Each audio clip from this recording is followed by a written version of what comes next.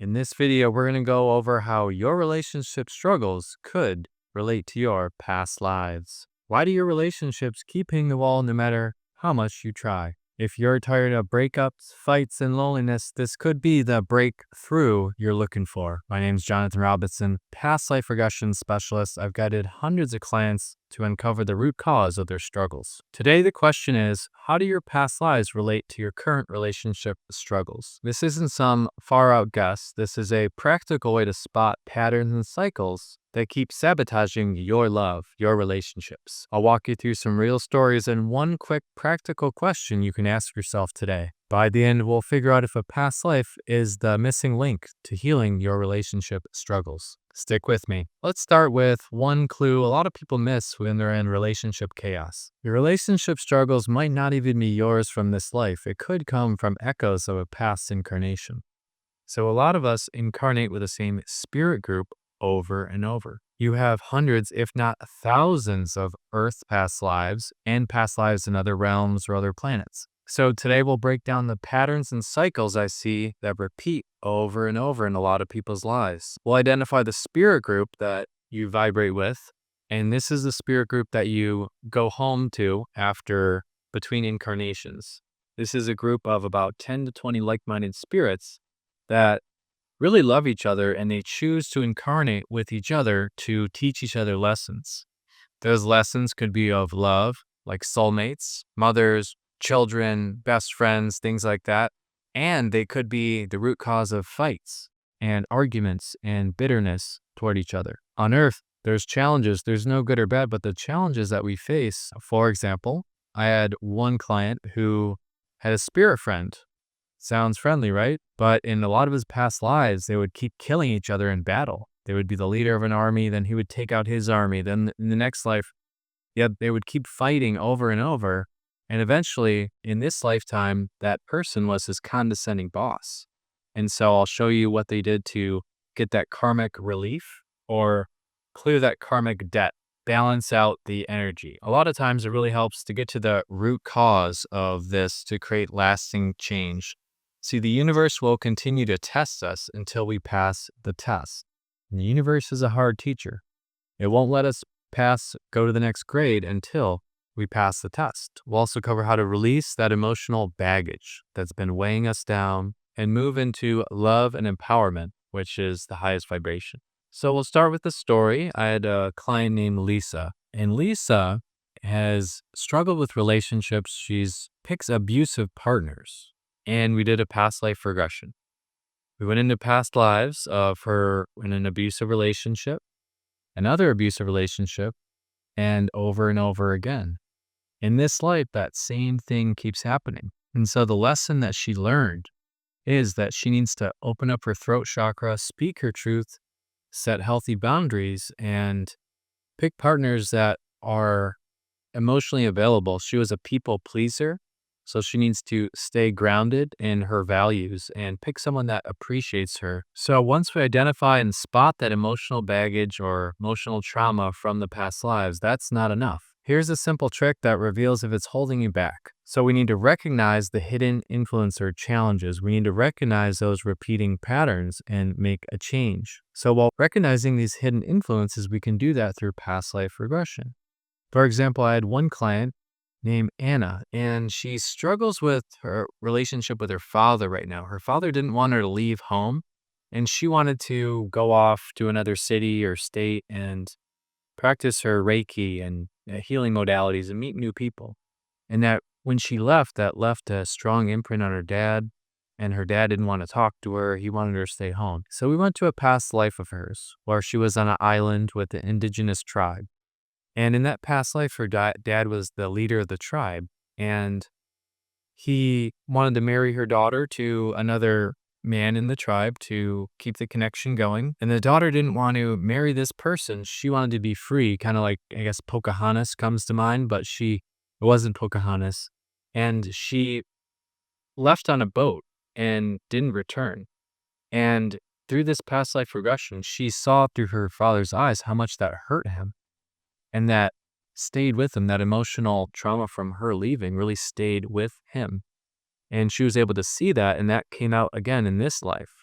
And so now they were able to mend that in this life by identifying that. Let's move to the next key factor is identifying your spirit group, who you incarnate with. And so this is really important.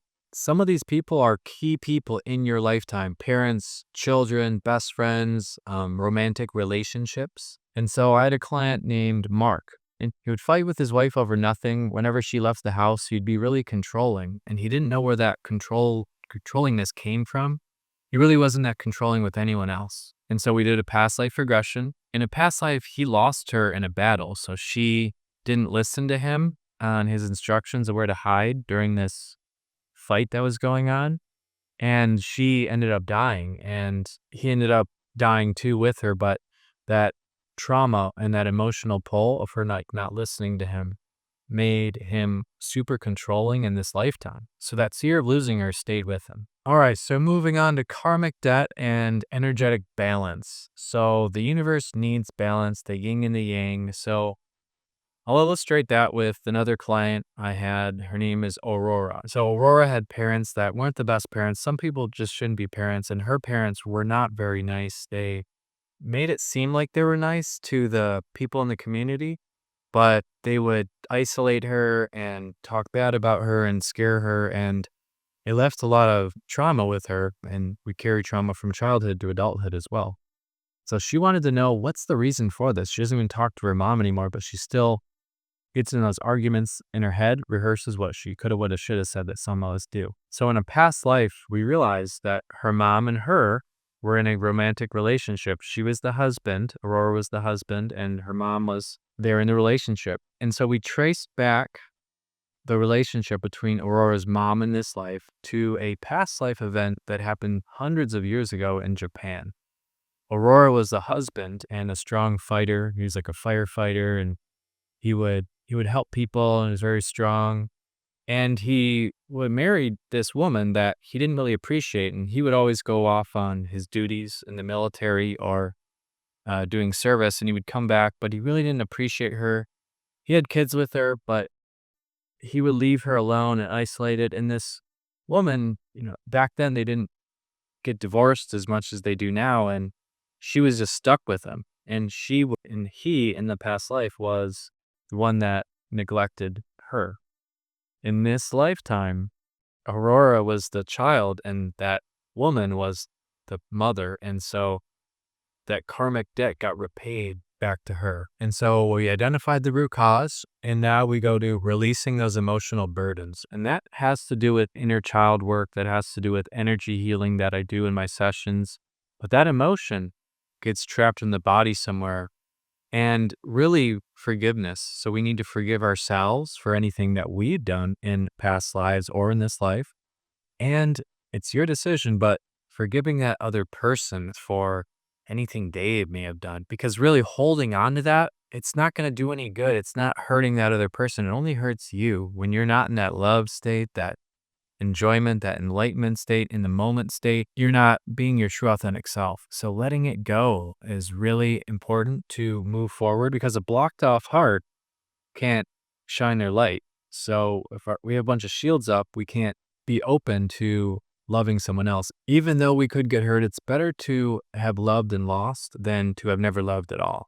And moving forward, to open that up to be emotionally available for the next person that you meet or with the current person that you're with. And so empowerment and love and being your true authentic self and forgiveness is how you turn that past life emotional burden into freedom. And along with that freedom comes with comfort. If you've ever met someone and you feel like you just vibe with them, don't even need to really talk to them, don't even need words, and you just get along with them. They could be in your spirit group. You've met someone from your spirit group, someone you've incarnated with before, an old soul that really vibes with you. People don't care about how much you know until they know how much you care. And some people you don't even need to use words with. You just know, you feel them on a soul level. And finally, I'll end with one more story. I had a client named Emily, and Emily saw me after she just got out of a 3-year relationship. She wanted to know, is this person her soulmate? Is this person supposed to be with her? Are they supposed to get back together? We did past life regression, and Emily was a Native American Indian in that lifetime. And in that lifetime, she actually was with the boyfriend at the time in this lifetime. However, they were supposed to have kids, but she got pregnant from another Indian from one of her tribe mates, not the current Indian she was dating at the time or married to. And he ended up finding out about it. So it was this huge disaster and chaos in that tribe, in the Native American tribe. So she was the one that did wrong, or she was the one that was at fault for ruining that relationship. And she had a lot of shame from that. So from that event, she realized in this lifetime, her current boyfriend broke up with her because he was actually that Native American they got cheated on in that lifetime. And so they just weren't meant to be together. And so she was able to alleviate that, release that emotional baggage, that shame, that guilt, get empowerment, more self-love. And so she knows she can be open with the next person she meets and fully committed to them. So there's your answer, how past life regression could be the reason your relationships are struggling and how to fix it. From spotting signs in spirit groups to cutting cords, this could be your path to peace. So think about that question. Who's in your spirit group? Take a moment. A lot of us kind of know deep down, but there's some fringe people that relationship could have ended, or people we haven't even met yet that we don't even know yet. And so unpacking a lot of this on your own can be very struggling, kind of feel lonely, and we might be missing key memories and not fully letting go. So that's where I come in. I've guided hundreds of people through these, finding patterns and cycles and releasing these old patterns so they can be their true, authentic self. So if you'd like to identify who's in your spirit group or tackle any of these serious challenges, click the link below, book a free call with me. I always start with a free call to get to know you, your interests, and explain the process. We'll pinpoint your past life block and map your breakthrough. No guesswork, just results. Click now. Or click this video up here for 5 signs that your traumas come from past lives.